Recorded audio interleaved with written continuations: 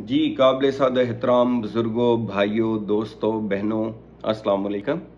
आज हम जिस मौजू के ऊपर बात करने जा रहे हैं वो इंतहाई अहम मौजू है। वो है पाकिस्तान की मईशत। पाकिस्तान की मईशत को जब हम इसके ऊपर बात करते हैं तो हमारे सामने जो माजी के हालात और मौजूदा हालात हैं वो बड़े तलख हैं, जिनके अंदर आप देखते हैं कि हमारे अखराजात जो हैं वो ज़्यादा हैं, इनकम जो है वो कम है और हुकूमतें मसाइल का शिकार हैं। जो भी हुकूमत आती है वो ये कहती है कि अगर हम आवाम के ऊपर मज़ीद दबाव ना बढ़ाएं, मज़ीद टैक्सेस ना लगाएं तो मुल्क दिवालिया हो जाएगा। ये एक ऐसी चीज़ है जो हम मुसलसल सुनते आ रहे हैं और जो भी नई हुकूमत आती है वो ये करती है कि मज़ीद कर्जे लेती, पिछला कर्ज अदा करने के लिए, और उसके अलावा ना सिर्फ ये कि अगली हुकूमत चलाने के लिए भी उनको कर्ज लेना पड़ता है। तो हम बतौर एक आम शहरी पाकिस्तान के कॉमन मैन के तौर पर जो फीडबैक मैंने आप दोस्तों से भी लिया और जो मेरी समझ में आया, आज हम इसका सलूशन रखने की कोशिश करेंगे कि हम कैसे इसको बेहतर तरीके से निपट सकते हैं और जो हमारे अरबाब अख्तियार हैं उनको क्या करना चाहिए। तो सबसे पहले मैं एक छोटी सी मिसाल से शुरू करूंगा आज की वीडियो। वो ये है कि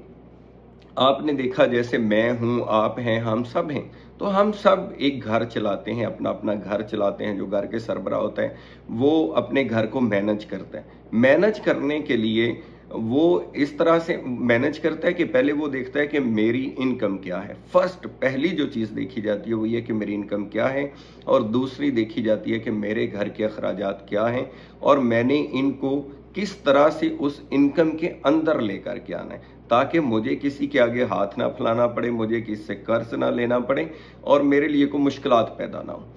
अब इस अंदाज से जब हम देखते हैं तो तकरीबन तकरीबन 80% से भी ज़्यादा लोग जो हैं वो बड़ी कामयाबी से अल्हम्दुलिल्लाह अपने घरों को चला रहे हैं। कॉमन मैन भी चला रहे हैं, गुरबा भी चला रहे हैं और जो अमीर लोग हैं वो भी चला रहे हैं। अब यही अगर फार्मूला देखा जाए तो फिर हम सोचते हैं कि हुकूमत के लिए क्या मुश्किल है। क्या इसी फार्मूले को, जिसके अंदर आम शहरी एक बेहतरीन मुर्शदान का किरदार अदा कर रहा है, यानी वो अपने अखराजात और अपनी इनकम को मैनेज करके चल रहे हैं, तो जो हमारे बहुत पढ़े लिखे वज़रा ख़जाना हैं, जो माजी में भी आए और अभी भी हैं, जिनके पास बड़ी प्रोफेशनल डिग्रियां हैं, जो हाईली क्वालिफाइड हैं और जिनको स्पेशलिटी की बुनियाद के ऊपर ये वजारत दी जाती है, पूरे मुल्क का कंट्रोल दिया जाता है, उनको इस बात की समझ क्यों नहीं आती कि हम ऐसा बजट तैयार करें जिसके अंदर ऐसा हो कि हमारी जो इनकम है पहले हम वो देखें क्या है, और फिर हम इस बात को एस्टिमेट करें कि हमारे अखराजात जो हैं वो किसी तरह से भी हमारी इनकम से नहीं बढ़ने चाहिए और हमें उसके लिए किसी के आगे हाथ नहीं फैलाना पड़ना चाहिए। तो ऐसी चीज़ के अंदर जब हम देखते हैं तो फिर ये चीज़ समझ में नहीं आती कि हमारे जो मुर्शदान हैं आखिर वो किस चीज़ को मद्देनज़र रखते हैं। तो जो हम हमारी सोच ये है, मेरी खास, मैं जो आपसे इसलिए इस खास दर्द के साथ इस वीडियो के अंदर जो पॉइंट हाईलाइट करना चाहता हूँ वो ये है कि खुदारा हमारे जो लोग हैं वो इस बात के ऊपर गौर करें कि हम अपने अखराजात को कम करें और इनकम के मुताबिक करें। दूसरे एंड के ऊपर हम कंपैरिजन जब करते हैं, आपने देखा हम 1947 के अंदर अल्हम्दुलिल्लाह आज़ाद हुए, तो 1947 या उससे थोड़ा पहले अगर 1940 को ले लें तो 1940 से लेकर अभी तक एक लंबी लिस्ट है ममालिक की जो आज़ाद हुए हैं, जिनके अंदर जनूबी कोरिया भी शामिल है, जिनके अंदर इंडिया शामिल है और जिनके अंदर हम पाकिस्तान शामिल है, जिनके अंदर चाइना शामिल है और भी बेशुमार ममालिक हैं। तो अगर हम उस चीज़ को देखते हैं तो वो तमाम ममालिक का जब हम कंपैरिजन अपने साथ करते हैं तो आपको नज़र आएगा कि वो लोग जो हैं, वो ममालिक जो हैं वो बहुत तरक्की कर गए और हम जो शुरू में तरक्की के ट्रैक के ऊपर थे, हमें क्या हुआ कि हम उल्टा दूसरी तरफ पस्ती की तरफ चल निकले हैं और हमारे ऊपर, अवाम के ऊपर बोझ बढ़ता ही चला जा रहा है और हर वक्त इस खदशा ये हमारे ऊपर जो है वो है कि किसी भी तरह से हम डिफ़ॉल्ट ना कर जाएं। तो ऐसी ऐसी जो सिचुएशन है, फ़र्ज़ करें अभी आप देखते हैं कि इनमें से एक कंट्री बांग्लादेश है, तो बांग्लादेश अब ऐसा कंट्री है जो पाकिस्तान से ही सेपरेशन जिसकी 1971 के अंदर हुई, तो वो 1971 के अंदर सेपरेशन के बाद वो उसका उन कंट्रीज के अंदर शुमार है जो तरक्की की तरफ गामजन हैं, और हमारा शुमार उन लोगों में है जो ज़वाल की तरफ जा रहे हैं मुआशी लिहाज से। तो ऐसी सूरत में देखना पड़ेगा कि आखिर इस चीज़ के रिस्पॉन्सिबल कौन लोग हैं, कि क्या वजूहात हैं जिनकी वजह से आज हमें ये हालात फेस करने पड़ रहे हैं कि हर आम आदमी का जीना मुश्किल हो गया, मिडिल क्लास जो है वो इंतहाई मुश्किलात का शिकार है। तो वो चीज़ जब हम गौर करते हैं तो ये समझ आता है कि कहीं ना कहीं इसके अंदर बदनज़मी हुई है, कहीं ना कहीं इसके अंदर मिसमैनेजमेंट हुई है, कहीं ना कहीं लोगों ने अपने ज़ाती मुफाद को तरजीह दी है और कौमी मुफाद को पीछे छोड़ा है। तो वो अगर हमारा मकसद आज यहाँ बैठने का या बात करने का ये नहीं है कतअन कि हम किसी एक को रिस्पॉन्सिबल करार देना चाहते हैं या किसी को बरी करने के लिए बैठे हैं। देखना ये है कि पाकिस्तान बनने से लेकर के जिन लोगों के पास भी इख्तियार रहा, मासवाए हमारे जो कायदीन शुरू के अंदर थे, कायद आज़म रहमतुल्लाह अलैह, लियाकत अली खान और बाकी कुछ अच्छे रहनुमा, तो देखना यह है कि बाकी जो लोग हैं जिनके पास अख्तियार था, क्या उन्होंने उस अख्तियार को प्रॉपर इस्तेमाल किया। तो अगर हम इन तमाम हालात को देखें तो उसमें बात ज़्यादातर जो है वो लोगों ने अपना रोल प्रॉपर तरीके से अदा नहीं किया, जिसकी वजह से मुश्किलों में मुल्क चला गया और दलदल की तरफ जा रहा है। तो अभी जो सिचुएशन है इसके अंदर जो देखने वाली बात यह है कि अगर ये तमाम जिन मालिक का मैंने तस्करा किया वो राइज कर सकते हैं, तो आज भी उम्मीद हमें रखनी चाहिए कि हम भी राइज कर सकते हैं, हम भी डेवलपिंग कंट्री से डेवलप्ड कंट्री की तरफ अपना सफ़र आगे बढ़ा सकते हैं। लेकिन ज़रूरत इस चीज़ की है कि तमाम तर मुश्किलें हम आवाम जो है काटने के बावजूद, तकालीफ के बावजूद, आज का भी बजट देखें तो खसारे का बजट है। अगर खसारे का ही बजट देना है और हमने मुश्किलात भी काटनी है और इसके बावजूद हमारे ऊपर कर्ज बढ़ना है, और सबसे अफसोस उस वक्त होता है, आपने भी देखा होगा कि हमारे हुक्मरान एक मुबारक दे रहे होते हैं जब उन्हें मजीद कर्जा मिलता है, यानी वो कर्ज लेने को एक फतह तस्वर करते हैं कि अल्हम्दुलिल्लाह आपको कौम को मुबारक हो जी, हमें कर्ज मिल गया। भाई जिन मुल्कों ने हमें कर्ज दिया उनका शुक्रिया, लेकिन काबिल अफसोस बात तो हमारे ऊपर है कि हम कर्ज लेने के लिए जाते हैं और उसके ऊपर हम फख्र भी करते हैं कि हमने कर्ज ले लिया है।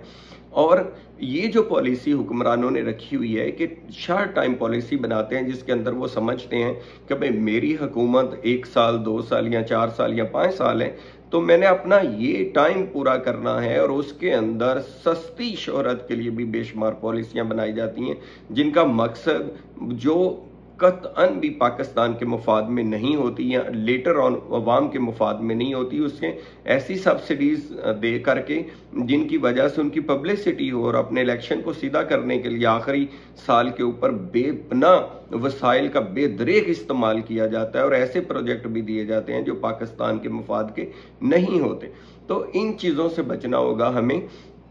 और खालिस पाकिस्तान के लिए काम करने की ज़रूरत है। उसके अंदर किसी भी तरह से ज़ाती मुफाद को मद्देनज़र नहीं रखना होगा या कोई ऐसी सस्ती शोहरत वाला प्रोग्राम देने की ज़रूरत नहीं है। लोगों के ऊपर रहम करने की ज़रूरत है और इस चीज़ को कंट्रोल करने की ज़रूरत है कि हमारा जो अखराजात हैं वो हमारी इनकम से किसी तरह से भी इंक्रीज नहीं करने चाहिए। बाकी चीज़ें आ गई जैसे इंपोर्ट है, एक्सपोर्ट है, डेफिनेट इसमें शक नहीं है कि इंपोर्ट भी कुछ चीज़ें करनी पड़ती हैं, वो जो आपके पास नहीं होती उसमें भी बुराई नहीं है, लेकिन एक्सपोर्ट को ज़्यादा से ज़्यादा करने की ज़रूरत है। अपनी चीज़ों को, प्रोडक्ट्स को मार्केटिंग की ज़रूरत है और अपनी सेल्फ रिलायंस भी होना चाहिए। जो चीज़ें हमारे पास हैं उनके ऊपर हमें ज़्यादा रिलायंस करना चाहिए। दूसरी जो एक तजवीज़ है वो ये है कि कभी भी जो मेरे तजज़िये के अंदर बात आई है कि हमारी हुकूमतों का फोकस इस चीज़ के ऊपर नहीं रहा कि पाकिस्तान को अल्लाह ने जो बेपनाह वसाइल दिए हैं, जो ज़खायर दिए हैं, यहाँ